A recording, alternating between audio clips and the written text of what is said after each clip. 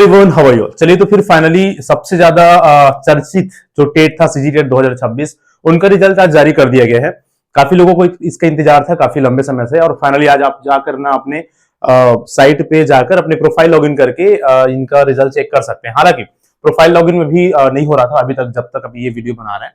आप ना अपना रिजल्ट सीधा सीधा ना लिस्ट में जाकर चेक कर सकते हैं, एलिजिबल कैंडिडेट का और डिस्क्वालिफाइड जो नॉट एलिजिबल कैंडिडेट है ना, उनका अलग अलग लिस्ट जारी किया गया है व्यापम के द्वारा। तो वहां पर आप अपना रोल नंबर सर्च करके, अपना डेट ऑफ बर्थ सर्च करके, या तो अपना नाम सर्च करके देख सकेंगे कि आप एलिजिबल हो पाए हैं कि नहीं हो पाए हैं। वैसे कुछ टाइम बाद आपका प्रोफाइल में लॉगिन भी हो जाएगा, वहां स्पष्ट रूप से आप चेक कर सकेंगे कि आप एलिजिबल है कि नहीं। तो बहुत सारी चीजें थी, बहुत सारे लोगों का बॉर्डर लाइन में नंबर थे, कुछ का एक दो नंबर से कम था, तो बढ़ेगा कम होगा, ये सारी चीजें। तो ज्यादा इधर उधर तो आंसर्स हुए नहीं है, ऐसा लग रहा है, क्योंकि एक नंबर दो नंबर के लिए भी जो अपात्र हो रहे थे ना, उन लोग अपात्र ही है। ऐसे लोगों का पात्रता वाला लिस्ट में नाम नहीं है, हालांकि लॉगिन के बाद स्पष्ट हो जाएगा। तो ये सारी चीजें हैं। जाकर इंपॉर्टेंट बात यह है कि रिजल्ट जारी हो गया है, और जो जो क्वालिफाई करें उन सबको बहुत बहुत शुभकामनाएं। कितने लोगों ने क्वालिफाई किया, अब प्राइमरी में, मिडिल में, डिफरेंस सेक्शन में जो फेल हो गया वो क्या करे, क्या उनके लिए अब सभी रास्ते बंद है, सभी चीजों को एक बार चर्चा कर लेते हैं। सबसे इंपॉर्टेंट बात तो यह है कि जो फेल हो गए उनका क्या। तो देखो, अपना जो रिजल्ट है शिक्षक भर्ती वाला, और उनका जो एग्जाम है वो तो अक्टूबर में, आप सभी को पता है।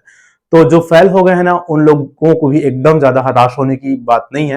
हालांकि किसी भी एग्जाम में फेल होना थोड़ा सा हताशी वाली बात होती है, लेकिन आपके पास एक मौका और हो सकता है सी टेट के रूप में। जून जुलाई में ना एक सी टेट आता है, उम्मीद करते हैं कि इस बार भी हमको देखने को मिले। अगर आप उसमें एलिजिबल होते हैं तो आने वाले भर्ती में आप एलिजिबल हो जाएंगे, आने वाले भर्ती के लिए, है ना। तो वो एक और रास्ता आपके पास, एक और ऑप्शन आपके पास रहेगा। आपके लिए अभी भी सब कुछ खत्म नहीं हुआ है।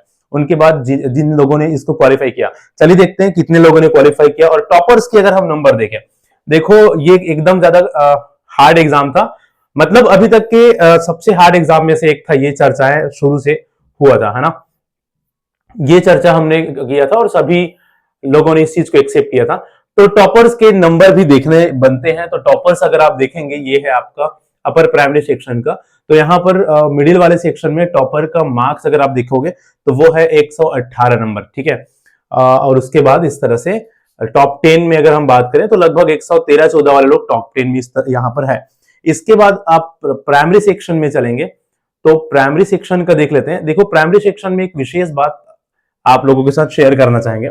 प्राइमरी सेक्शन में जो टॉपर्स आप लोगों को दिख रहे हैं, है ना, तो सबसे जो जिनका ज्यादा नंबर है, भूपेश कुमार, उनका 118 नंबर। और पांचवा नंबर में जो नाम दिखेगा, नेहा पटेल, ठीक है। तो बहुत खुशी हो रही है इस बात को बताने में कि नेहा पटेल ना मेरी स्कूल स्टूडेंट भी रही है, और हमारे इसमें टेट वगैरह की तैयारी में भी हमारी स्टूडेंट रही है। तो उनको भी बहुत बहुत शुभकामनाएं इसके लिए, क्योंकि उसने टॉप 5 में अपना मार्क्स सिक्योर किया है, और हमारे पास के गांव की भी है। तो काफी इंटेलिजेंट एक अभ्यर्थी रही है, शुरू से ही स्टूडेंट भी काफी इंटेलिजेंट रही है, और अभी भी तैयारी में भी काफी इंटेलिजेंट रही है ना। तो इनको विशेष रूप से बहुत बहुत शुभकामनाएं नेहा पटेल जी को। और आने वाले एग्जाम में डेफिनेटली वो एक सीट पक्का कर चुकी है अपना, इतना मुझे कंफर्म है, चाहे किसी भी पोस्ट में हो, चाहे प्राइमरी हो, मिडिल सेक्शन का हो, कोई भी हो, है ना। तो ये सभी को, जितने भी पास किए हैं इस टेट एग्जाम को, उनको बहुत बहुत शुभकामनाएं। और इतना डिफिकल्ट एग्जाम में ऐसे नंबर सिक्योर करना भी एक बड़ी बात होती है। तो इसके बाद आगे अब चलेंगे कि कितने कितने नंबर तक का सिलेक्शन, सॉरी, कितने लोगों ने क्वालिफाई किया है ना। तो कितने नंबर वालों ने क्वालिफाई किया, अगर आप इसको देखें तो नीचे देख लेते हैं। जो सबसे, ये जो एलिजिबल कैंडिडेट का नंबर है, और यहां पर आप नीचे देखोगे, सबसे नीचे बॉटम में, तो यहां पर आपको दिखेगा ये वाला सेक्शन, जहां पर सबसे नीचे, तो ये है आपकी प्राइमरी सेक्शन का, है ना, प्राइमरी सेक्शन का क्लास 1 to 5। तो प्राइमरी सेक्शन में आप देख पा रहे हो, देखो नॉट क्वालिफाइड जो स्टूडेंट है ना, उनका लिस्ट अलग से बना हुआ है, उनका नाम नॉट क्वालिफाइड में। अगर यहां आपका नाम नहीं मिल रहा है ना, तो आप एलिजिबल नहीं हो पाए हैं, है ना, तभी एलिजिबल कैंडिडेट में आपका नाम नहीं है। डिसक्वालिफाइड कैंडिडेट का एक अलग से लिस्ट आया है, वहां आप चेक कर सकते हैं। तो यहां आप देखेंगे प्राइमरी सेक्शन में 19,292 लोग, है ना, 19,292 लोग। तो इतने लोग क्वालिफाई हुए हैं अभी किस कौन से सेक्शन में, ये हो गया प्राइमरी सेक्शन का, 19,292 लोग क्वालिफाइड हुए प्राइमरी सेक्शन में। अब ऐसा नहीं है कि आपके आने वाले भर्ती के लिए 19,000 लोग एक्स्ट्रा और जुड़ गए।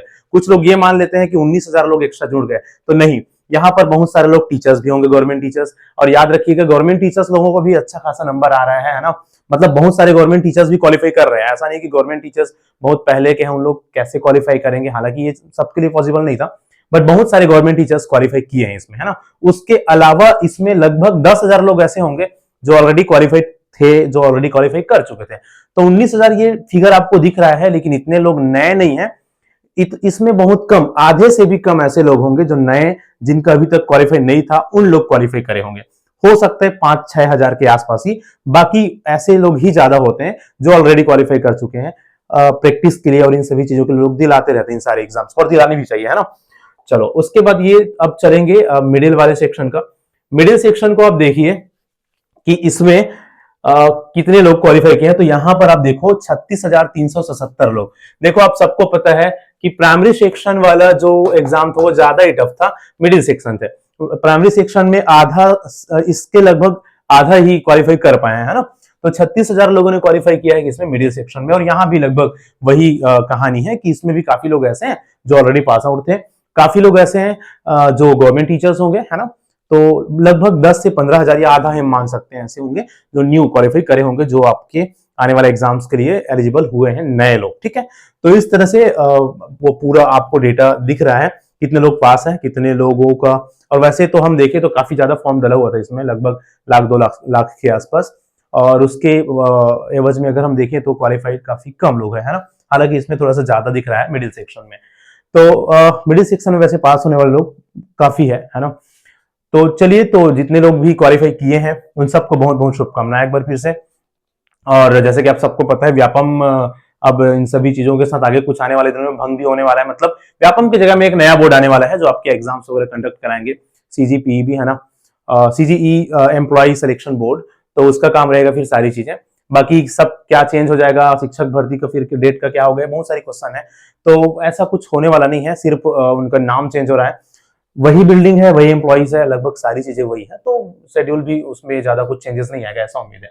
बाकी और किसी इंपॉर्टेंट अपडेट्स के साथ, कुछ और न्यू इन्फॉर्मेशन के साथ मिलते हैं नेक्स्ट वीडियो में। तब तक के लिए थैंक यू सो मच।